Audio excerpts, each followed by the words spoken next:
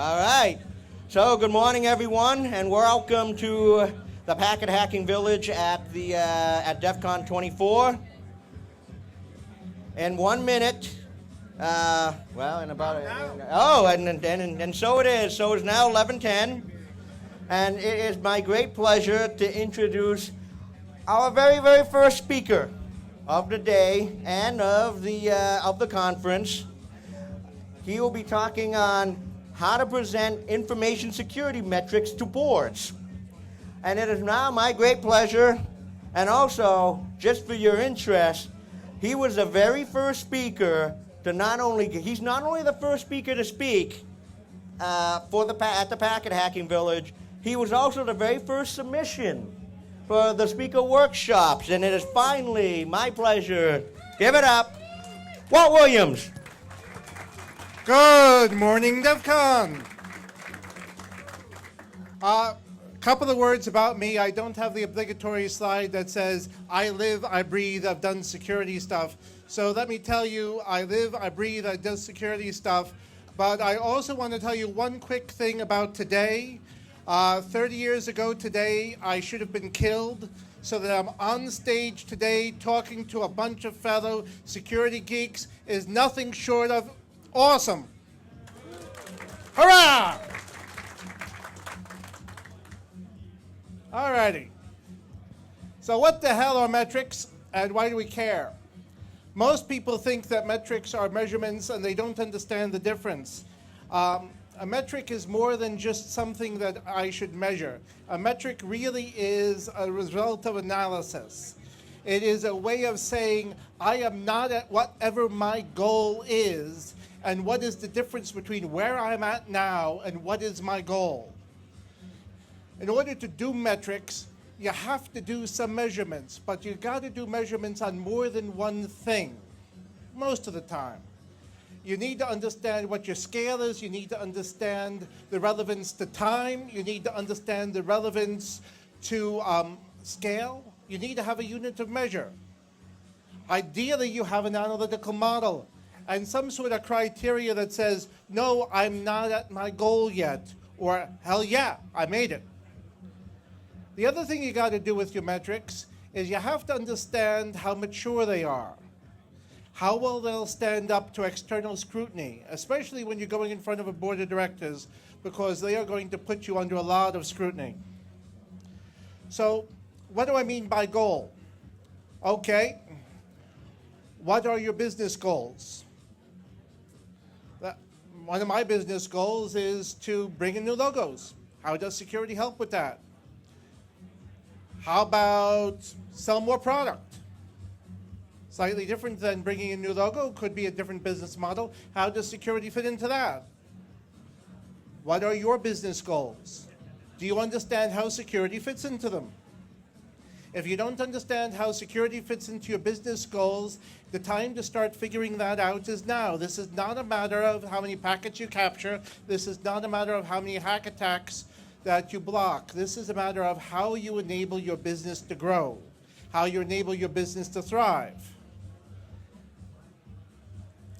The metric is the gap between that goal and reality. Now, these numbers are all fake, and you'll find fake numbers throughout the entire presentation, but the metrics that I'm using are very, very real. So when I'm saying that my antivirus system blocked 30,000 plus incidents in the last quarter, it probably blocked that many actually in the last week, if not more. Believe it or not, my antivirus works. I don't know about yours. That number where it says it failed to block 10 incidents last quarter, that's more like 5 in the past month. Okay, so I know the number's great, but what do they tell me? Do they tell me is blocking 30,000 effective? Is not blocking 5 ineffective? What are my goals for it? Before I bought the antivirus software, what were my goals for it? Did I have any? Can I tell from these numbers if I'm being effective? No. If I, however, take a look at these numbers over time, so number of items I block, number of items I don't block, measure that over a 3-month span of time, That may or may not tell me if I'm being effective, but it certainly gives me a trend of relative effectiveness. My goal, of course, is always 100% of viruses blocked, 0 incidents caused by viruses every single day. Do I get to that goal? No. Combining these two numbers, which are different measurements, along with what those goals are, it allows me to know if I'm being effective. Yes. Speak louder. Is this loud enough? Oh. I mentioned maturity a bit earlier. Gary Hinson has a great book out there, and I highly recommend that you pick it up, read it. It's a fairly thick cover. It's called Pragmatic Metrics. I'm going to go through pragmatic metrics very, very quickly. Yes, there is a slide for each bullet item, so what I define as quickly may not be your goal as quickly, but we'll get there. Hopefully the gap is not too big a delta. But what pragmatic is it is a model for measuring the effectiveness or the maturity of your metrics over time, allowing you to help get them better. So before we get into constructing specific metrics, let's take a look at what makes a good metric. First thing is that a metric ideally is predictive. So saying that I've had 0 breaches over the past 3 days doesn't mean that I'll have a breach tomorrow or I won't have a breach tomorrow. It's kind of like the flipping the coin scenario. I can flip that coin and get heads or tails 10,000 times, but you have no idea what the next flip is going to be. And by the way, who can tell me how many options there are when you flip a coin? Did I hear 3? Beautiful. Yes, it can land on the side. Now, numbers like how many breaches you've had over the past 3 months, 3 years, are very good indicators of past success, but they're not predictive. It's kind of like looking at the stock market. Now, the change in number of accepted risks with an impact over $1 million over the last 12 months is down by 3. That's a great number. That shows that you're accepting less risk. That probably means that you're doing a better job of remediation. But again, it's not predictive. It's looking at the past. And by the way, sound risk management doesn't always see a decrease in the number of accepted risks. It often sees an increase, however, in the impact of risk, because that means your company is growing. And so if you take a look as an example of the actual increase of business impact to the company from a security event, divided by the number of security events, then you're starting to get a decent handle on how well you're doing risk management. Predictive measurements are usually best off when taking a look at things such as person hours to respond to remediation demands, or how long does it take for a customer to respond to a security survey, areas where you can do trend analysis over time. You notice in both cases of the 2 sample metrics I just gave you, there was a unit of measurement in there regarding duration or time. How many companies have an SLA of 5 nines? Raise your hand. So you're okay with 5 hours of downtime every year. It shows operational success, or maybe not so much if 5 hours of downtime makes your customers go crazy. But it tells you nothing about your security goal of availability. Did you exceed that measurement? Hopefully you did. If you didn't exceed that measurement, then you could be in trouble. How many DDoS attacks did you have in the last 4 quarters that took you down?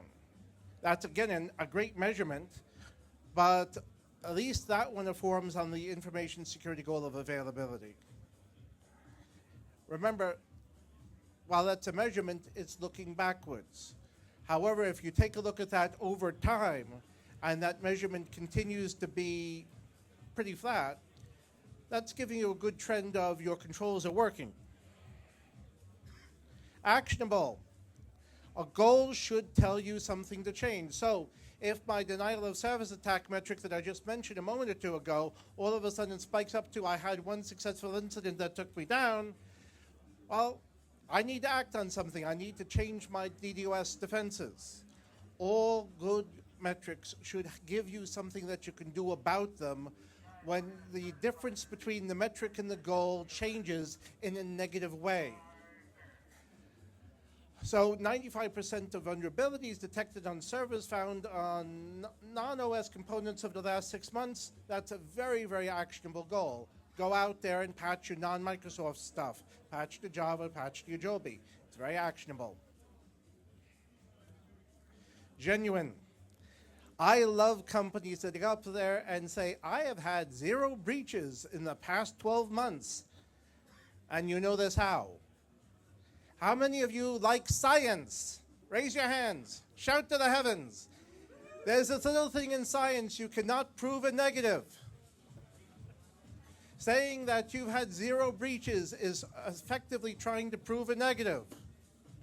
You can only talk about the breaches you know about, not the breaches you don't. No, it's not implied. You can only... No. With every single metric, you can only talk about what you know. You cannot talk about what you don't know. So you can't talk about breaches you haven't had.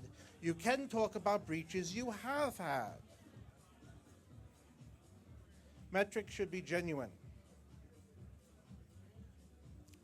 Metrics should be meaningful.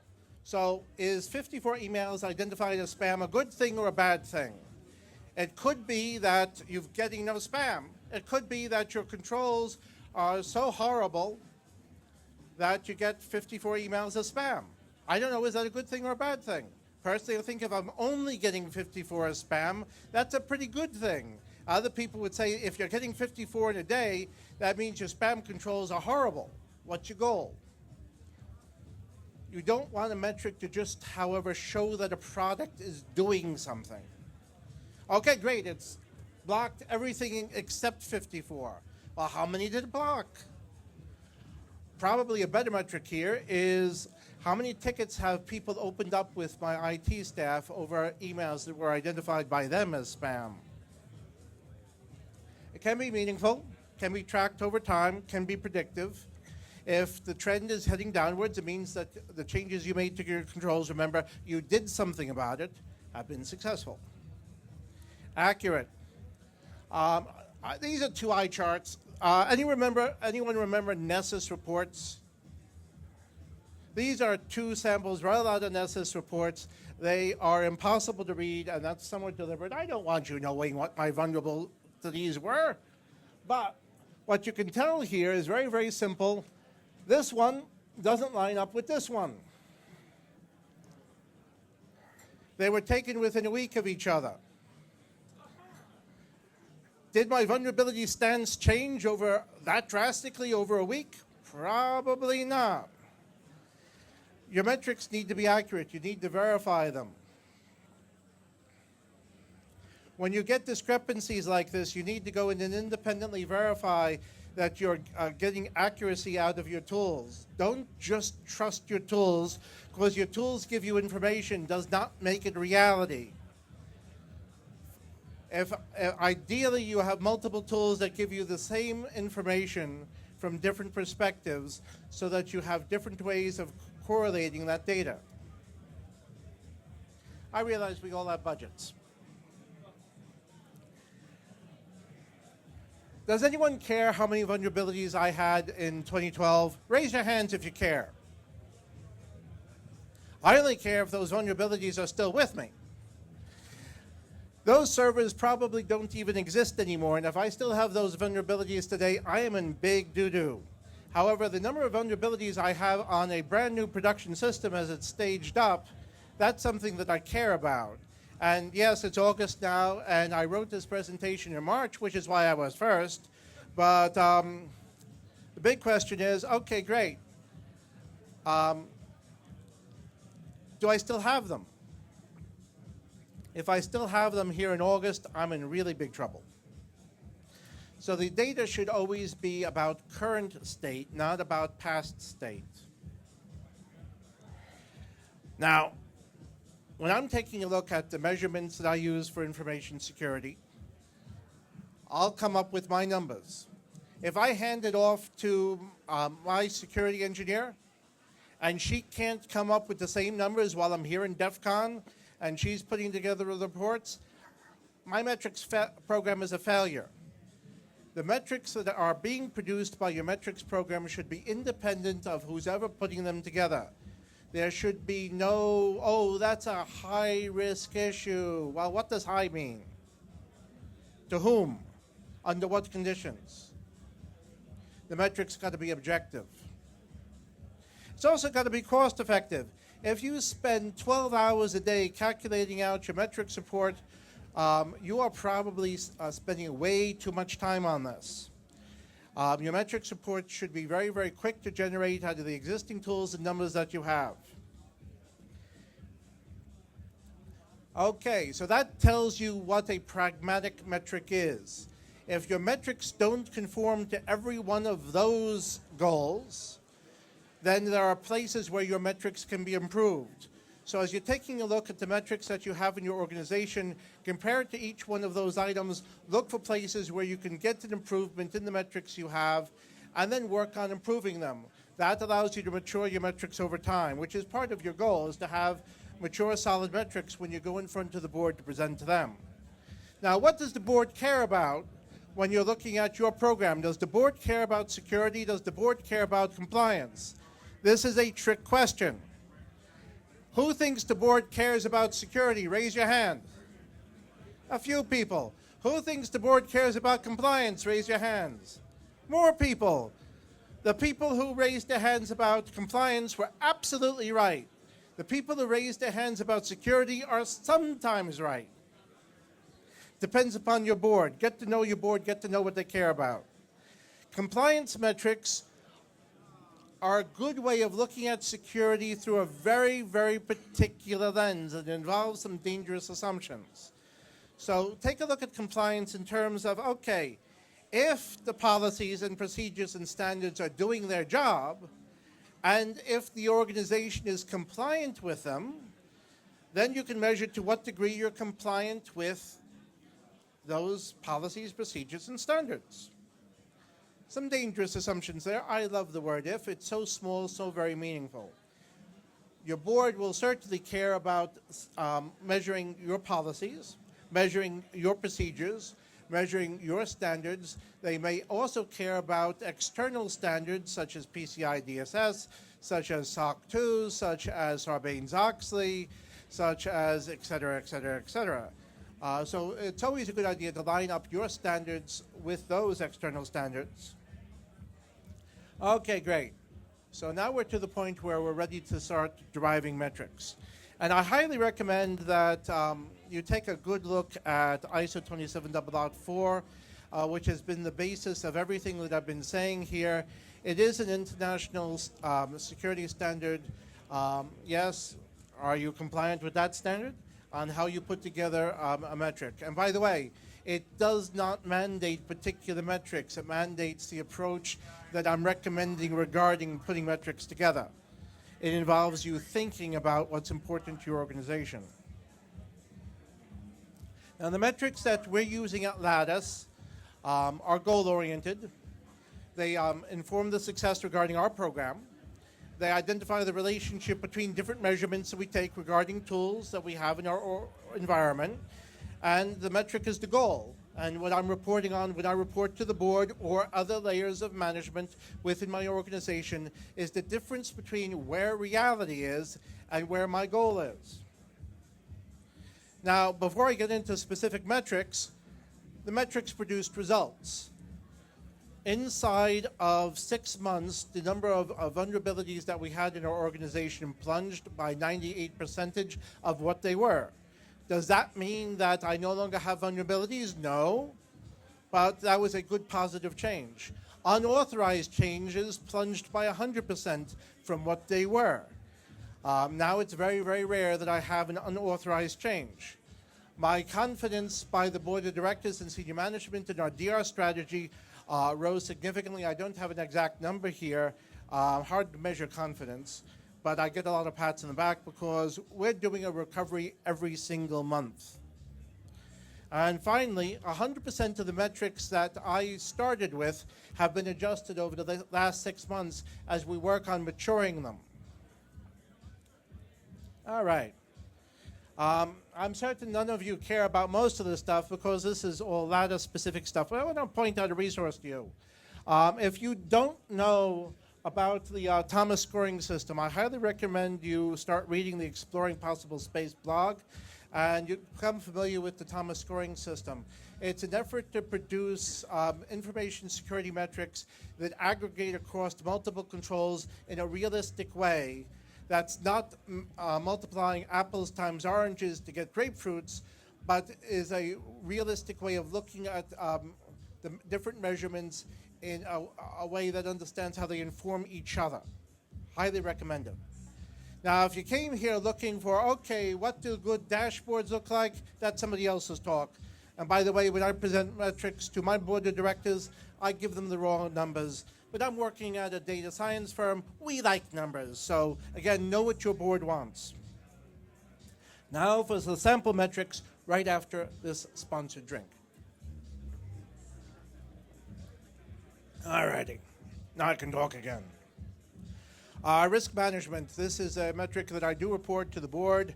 When I look at risk, I'm looking at the measurements that I'm taking come out of FAIR, the Factor Analysis of Information Risk Program. And so we're going to take a look at the impact value of unremediated risks divided by the impact value of total risks. We're looking for that delta to shrink over time. So we are taking a look at this on a per quarter basis over the past 4 years. We have watched a market decrease in time. That's a good thing. In terms of the effectiveness of my security policy, I actually come up with two metrics here. One of them is counterintuitive to many security professionals. How many of you like when you have people who violate your security policy? Raise your hand if you like people violating your security policy. I got 3 other crazy people here. Violations of your security policy tell you a couple of things. One of the things that it tells you is that you have an ineffective control. You have a control that is probably too draconian for your enterprise, and so people are trying to go around it.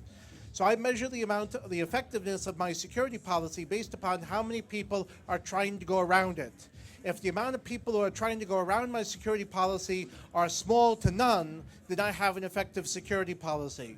So while I don't like the fact that they're trying to go around me, I like what that's telling me about my security policy, and I'm looking for that number to go down. This is a great other metric that I use to inform on my value of my information security program, though this one I love reporting on to my board. I can tell you flat out that in 2015, the information security program at Lattice brought in 84% of our ACV to our organization. That means that 84% of our gross bookings last year would not have happened if we did not have an effective security policy. That's a great number. I get to that number by taking a look at the total dollar amount of those contracts that we book versus the total dollar amount of contracts we book at organizations that look at our security program. And I track that over time. And I track that not only on a per year basis, but on a multiple year basis. The goal here is to always increase the value of my business being able to be successful. And this is a great way of demonstrating to the board of directors how I have increased the effectiveness of their ability to do what they're trying to do on a business basis. Asset management is something that my board of directors doesn't give two hoots about, but it is something that my director of technology cares about. So I report to him on a pretty regular basis. Actually, this is now down to monthly on the gap between where we want to be with our assets and where we actually are in our assets. And I'm using my vulnerability scans compared to the hosts in the actual inventory to identify that. And I'm looking at 2 different things about hosts in the inventory. When I scan a host and see it's on our network, is it in the asset register? More importantly, is it in the asset register with an owner? If it's not in the asset register with an owner, I got fail, and that's something that I would need to be able to report to my director of technology. Okay, computer, come on. Let's try that again. There we go. Security awareness. I love security awareness. By the way, how many of you have heard about Hacker Jeopardy? It's a great game here at DEF CON.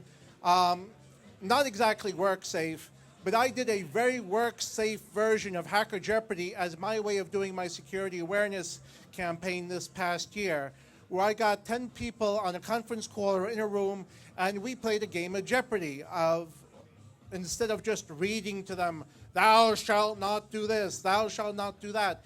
And people had a blast. It was interactive. This year I'm looking at maybe doing some prizes for the people who did it the best. But the trick is that at the tail end of it all, I gave people a quiz 3 months later. And I looked at how much did people remember from our Hacker Jeopardy campaign to see how many people answered the wrong number of questions compared to the number of questions times the number of employees. So that gave me a good way of looking at how effective Hacker Jeopardy was at conveying the information to my employees what I needed them to remember. It wasn't so bad. By the way, that one I report to my director of HR. Security of operations, they need to care about change management. If there are unauthorized changes coming into our environment, that's a bad thing. So we take a look at the number of change records created. We take a look at the number of changes that have been detected in our platform environment. And by the way, if you don't have a SIEM, get a SIEM of one kind or another. I don't care what SIEM you're using, and tune your SIEM to record detected changes by looking at your logs in a very, very critical way. It's much more important to your organization than you can believe.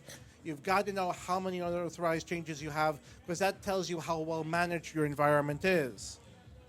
Ideally, the number of changes compared to the number of recorded changes is a one-to-one relationship. Okay. How many databases do you back up? How many databases do you recover?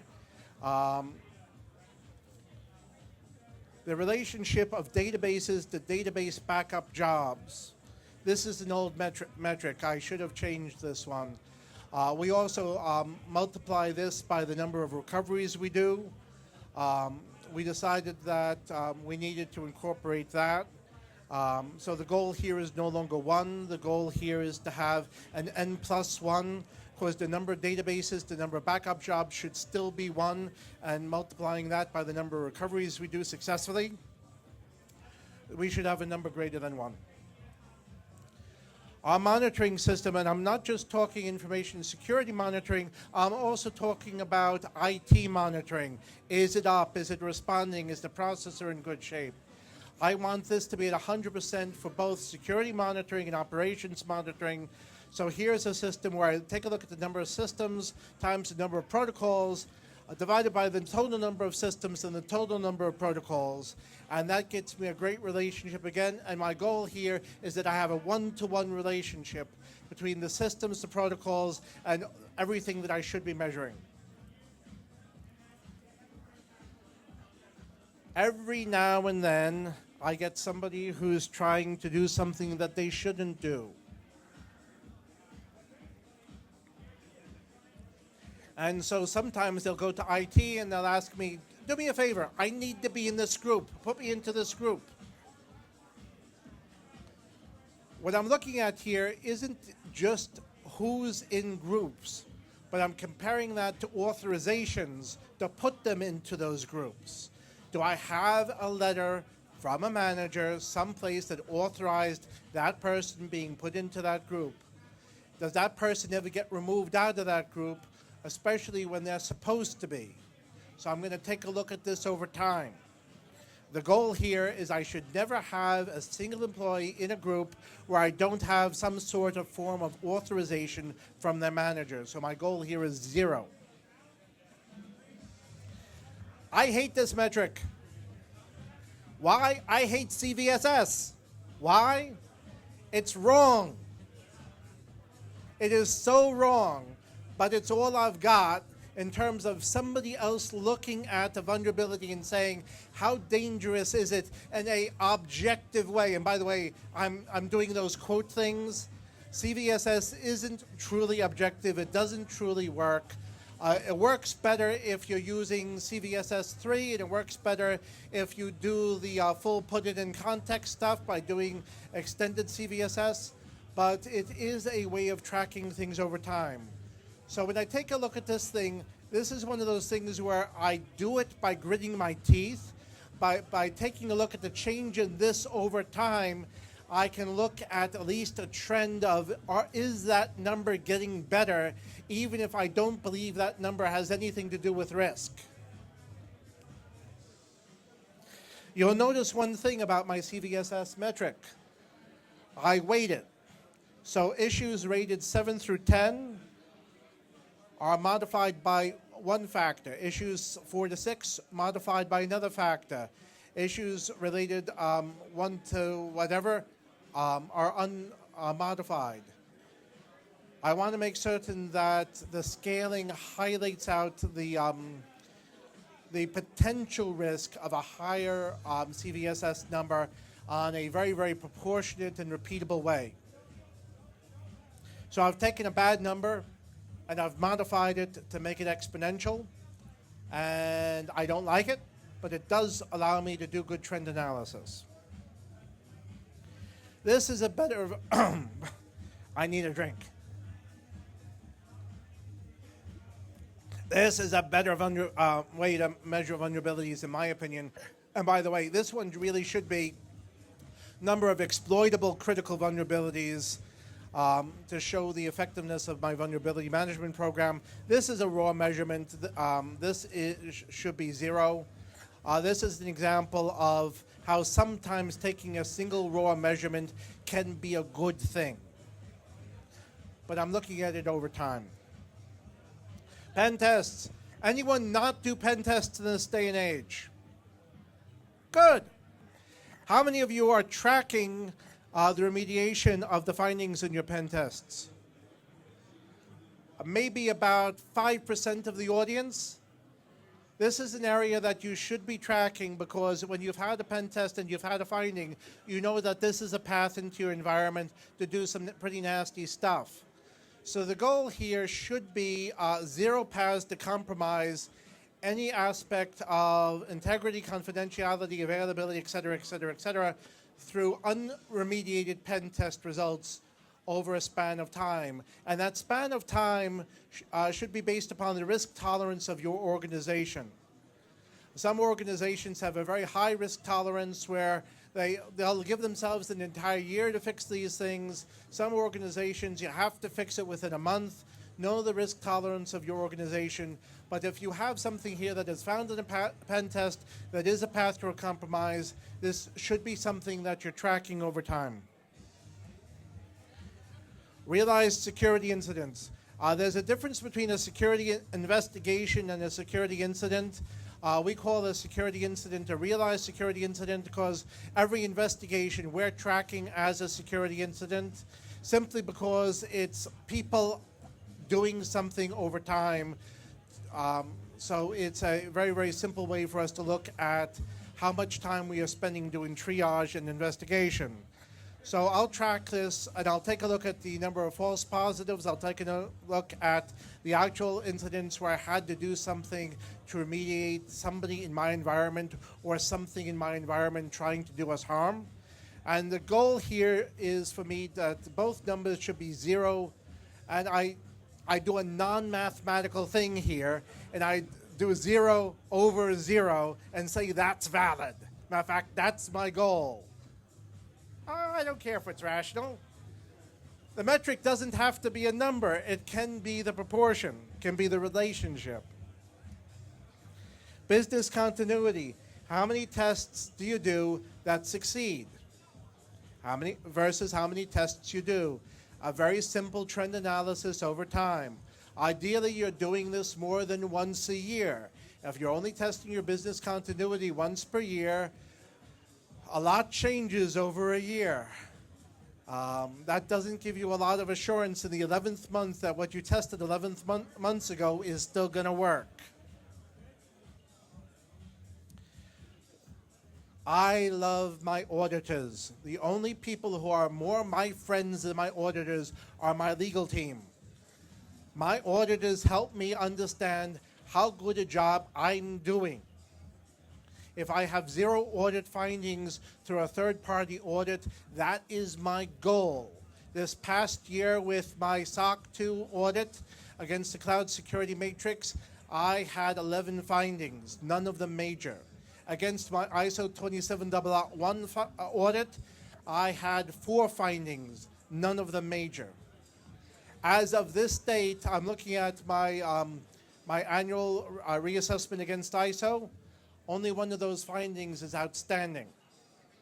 So not only am I going to look at the number of findings, I'm going to track them over time as we work to remediate those findings and get them out of my environment.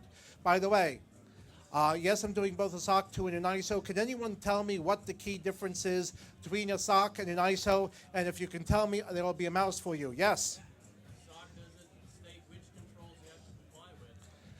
A SOC actually will state which controls you have to apply with within the scope. There's a different difference. Yes? A SOC and an ISO will both document the evidence of controls within your organization. The difference is something else. Yes? Yes. Yes, that is one difference. You get a mouse. Good catch.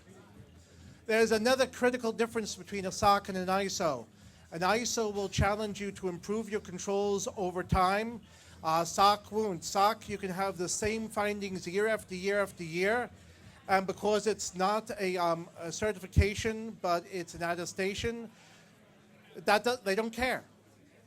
With an ISO, you can actually lose your certification if you don't work to remediate your findings. So if you look at an organization and they hand you a SOC 2 report, look at it over time to see if they actually do something to fix the findings. That would be a great metric of the third-party risk in your organization. It's not in the presentation, it's an extra, which is why you got a mouse.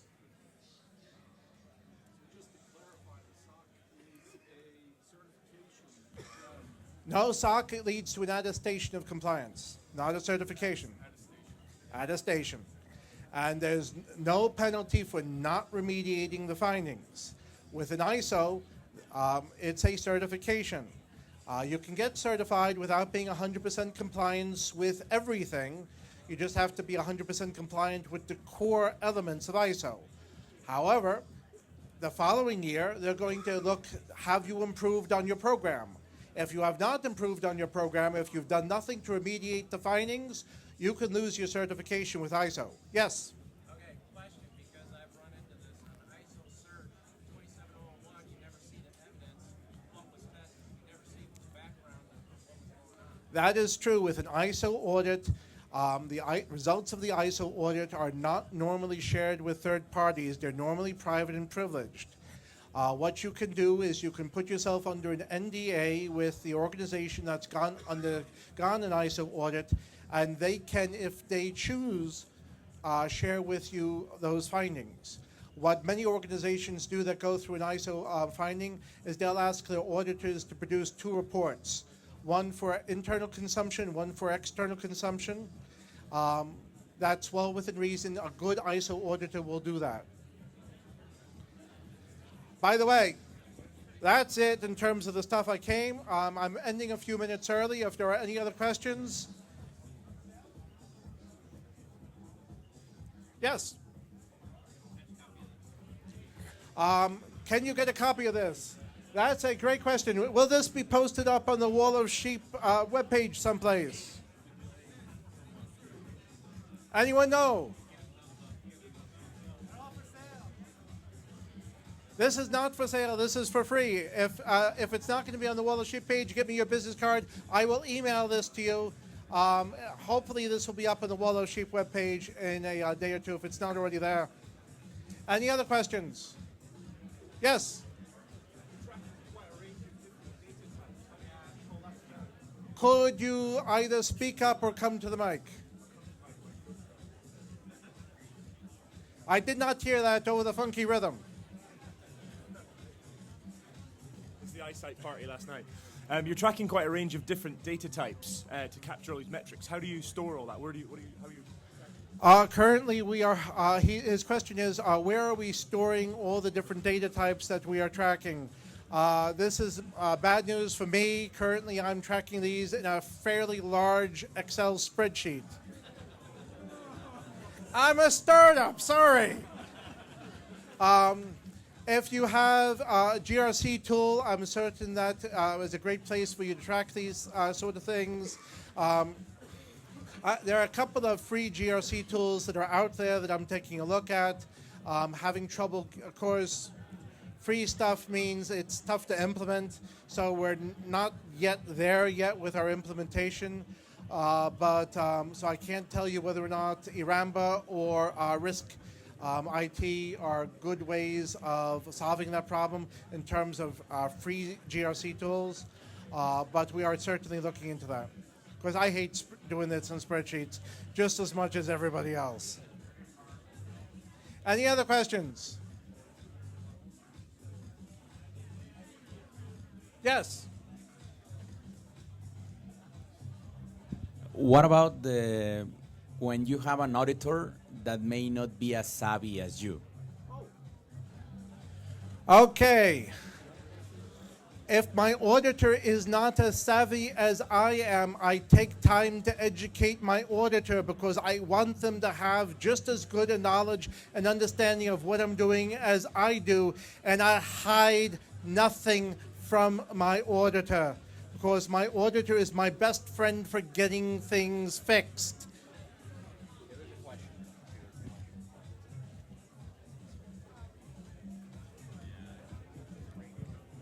So the data you collect from various sources, right? Like what kind of sources do you actually do?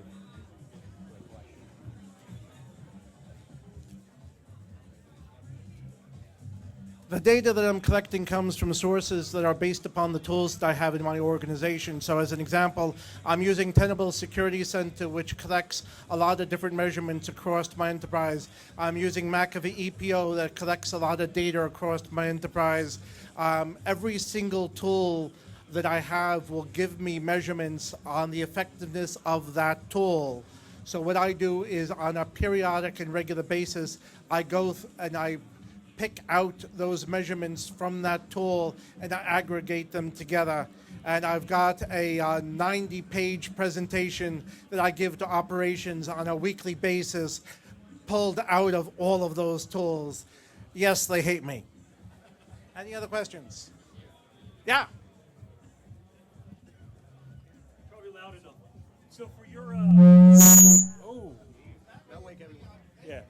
for your verification of your tools and verification of your discrepancies, how do you go about that process? You want to ask? Yeah. Okay. There's two questions then. Yeah, sure. Let me sorry about that.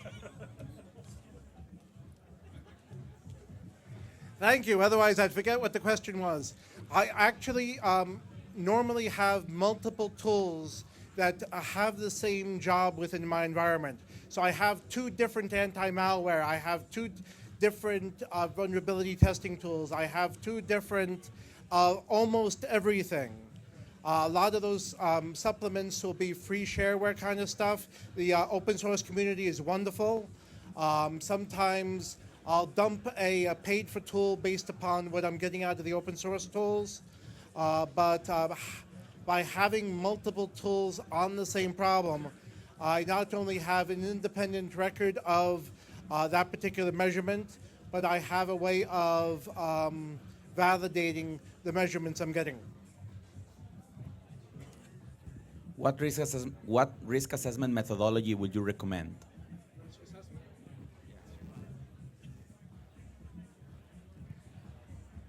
Risk assessment versus risk analysis are two different things when you're talking about methodology.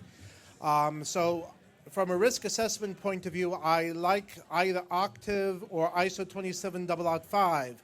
From a risk analysis point of view, you don't get better than FAIR, Factor Analysis of Information Risk by Jack and Jack. It's a tremendously brilliant way of looking at risk from a quantitative approach. The nice thing is that both Octave as an analysis, as a management framework, and ISO 27005 as a management framework allow you to integrate into it an external analysis framework like FAIR transparently.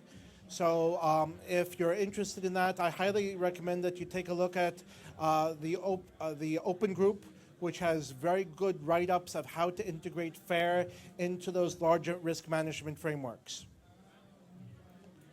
Any other questions? Yes. So for boards who may not be as sophisticated as you, how do you explain to them, A, what they should be looking at, and B, what questions they should be asking you? I don't. I find out from them what they care about to grow their business. I then work on aligning what I do based upon what they care about. I then educate them on the relationship between what I do and how it helps them succeed at what they want the business to accomplish.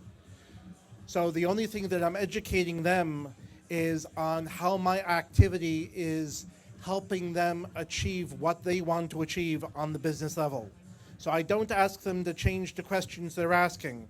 I just make certain the answers I'm giving them actually help them answer those questions in a way that's meaningful for them and their goals. I never push the board to ask a question the board doesn't care about, because they won't trust that I care about what they're interested in. It involves putting myself second. Security doesn't run the business.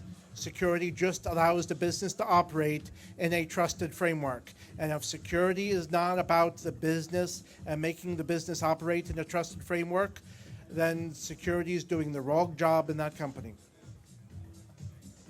Anyone else? I think this is the last question. Sorry about yelling out before. No. But so just to go back to that question, when you said you can't prove a negative, right? Right. So if you're saying use the positive, I had 37 virus infections last month, aren't you saying the same thing, that I only had 37 virus infections? Isn't that the same? No, what I say is I only know about 37. No, I can't say I know about 0. What I can say is I don't know of any, which is a very, very different statement.